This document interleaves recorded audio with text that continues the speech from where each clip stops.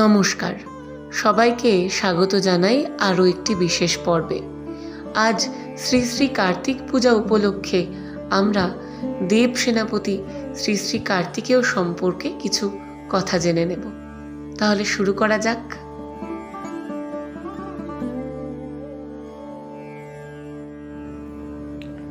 শ্রী শ্রী কার্তিকেয় হলেন মহাদেব পুত্র।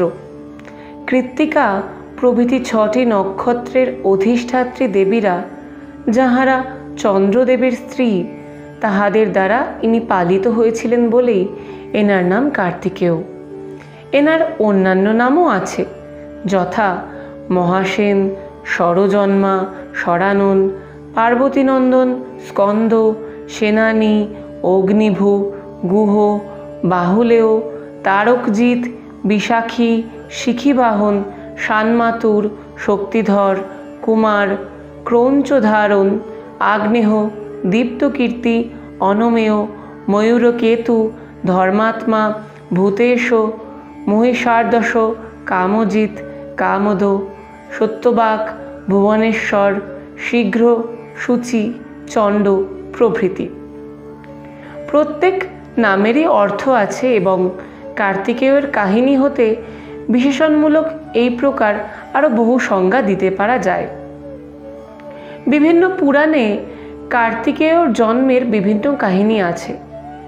ব্রহ্মবৈবর্ত পুরাণে দেখা যায়, শিব পার্বতীর সহিত ক্রীড়া করতে করতে তাহার বীর্য ভূমিতে নিক্ষিপ্ত হয়।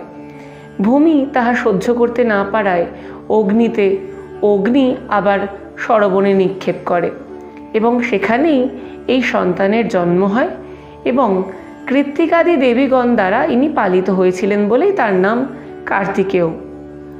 কৃত্তিকা প্রমুখ 6 জন দেবীর একসঙ্গে স্তন্যপান করার সময় তাহার 6টি আনন ছিল, সেই জন্য তার নাম সরানন, অর্থাৎ 6 মুখ বিশিষ্ট। রামায়ণে আবার আছে, অন্য এক কল্পে তিনি পুনর্বার অগ্নিপুত্র রূপে গঙ্গা গর্ভে জন্মগ্রহণ করেন এবং সেবারেও কৃত্তিকাগণ তাহাকে পালন করেছিলেন। আবার বামন পুরাণে আছে, অগ্নি কর্তৃক পরিত্যক্ত মহাদেবের তেজ হিমালয়ের অন্যতম কন্যা কুটিলা ধারণ করেন এবং তিনি পর্বতের পার্শ্ববর্তী এক সরবনে এই পুত্র প্রসব করেন, আর কৃত্তিকাগণ তাকে পালন করেন। কৃত্তিকাদের পুত্ররূপে তিনি কার্তিকেয়, কুটিলার পুত্ররূপে তিনি কুমার, গৌরীর পুত্ররূপে তিনি স্কন্দ, আবার হুতাশন অগ্নির পুত্ররূপে তিনি মহাবসন নামেও খ্যাত। আবার বিষ্ণু পুরাণে আছে, মহাদেবের ঔরসে স্বাহার গর্ভে তাঁর জন্ম। এইরূপে বিভিন্ন কাহিনী থেকে জানা যায় যে কার্তিকেয়র উৎপত্তি হয় মহাদেব এবং পার্বতী হতে। পার্বতীর গর্ভে তিনি জন্মগ্রহণ করেননি। সংকর্ষণ দ্বারা পার্বতীর অন্য ভগ্নী কুটিলা বা গঙ্গার গর্ভে তিনি হয়েছিলেন এবং তাকে সরবনে পতিত দেখে কৃত্তিকারা তাকে লালন পালন করেন। তার উৎপত্তির কারণ সব পুরাণেই একই কথা। তারকাসুরের অত্যাচারে দেবগণ বিব্রত হয়ে ব্রহ্মার শরণাপন্ন হলে ব্রহ্মা বলেন, মহাদেব ও পার্বতী হতে যে পুত্র উৎপন্ন হবে তিনিই হবেন দেব সেনাপতি এবং তার দ্বারাই তারকাসুর নিহত হবে। দেবতারা সেই অনুযায়ী মহাদেবের কাছে যান।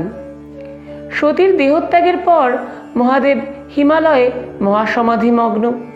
এইদিকে সতী পুনরায় হিমালয়ে রাজ কন্যা রূপে জন্মগ্রহণ করেছেন ও পার্বতী এবং উমা নামে খ্যাত হয়েছেন।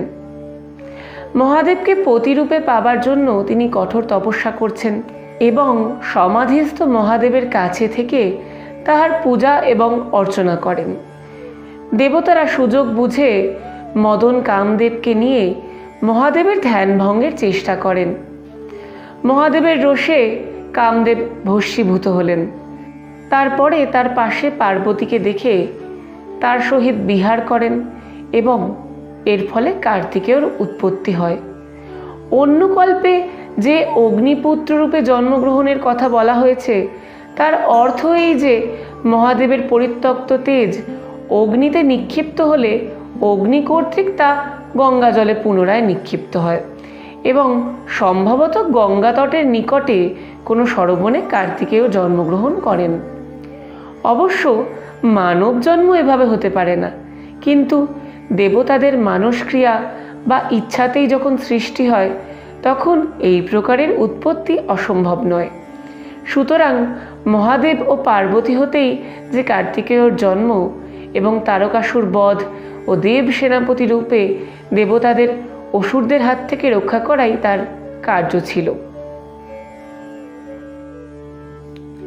কার্তিকেয়র ধ্যান মন্ত্র হতে পরিচয় পাওয়া যায় কার্তিকেয়ং মহাভাগং ময়ূরোপরি সংস্থিতং তপ্ত কাঞ্চন বর্ণাভং শক্তিহস্তং বরপ্রদং দ্বিভুজং শত্রুহন্তারং নানালঙ্কারভূষিতং প্রসন্নবদনং দেবং সর্বসেনা সমাবৃতং।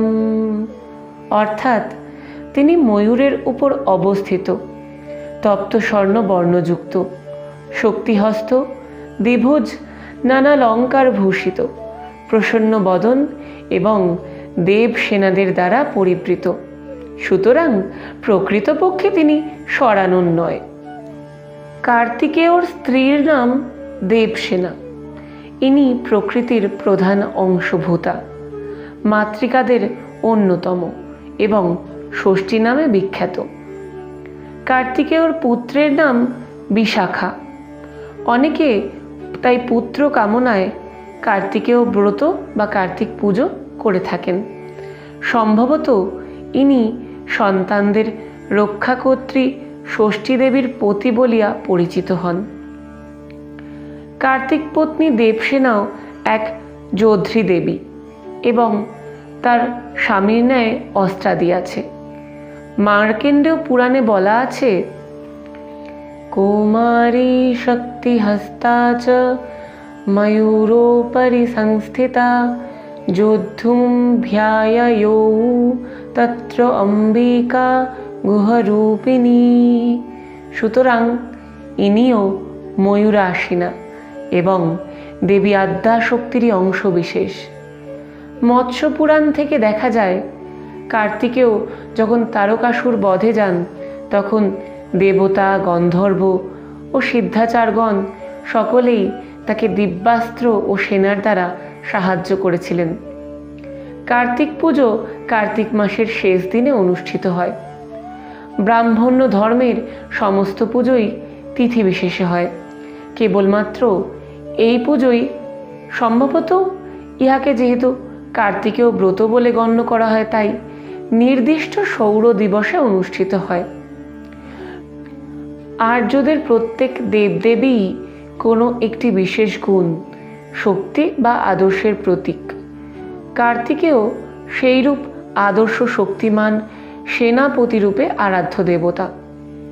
ভারতীয় শাস্ত্রসমূহের মধ্যে শাস্ত্রবিদ্যা বা ধনুর্বেদ শাস্ত্র অন্যতম এবং এই বিদ্যারই আরাধ্য দেবতা কার্তিকেয়। বর্তমান ভারতের প্রত্যেক সন্তানেরই শ্রী, সৌন্দর্য এবং শৌর্য প্রতীকরূপে কার্তিকেয় পূজ্য। তাই সবাইকে জানাই কার্তিক পূজার শুভেচ্ছা। ভগবান সবার মঙ্গল করুন।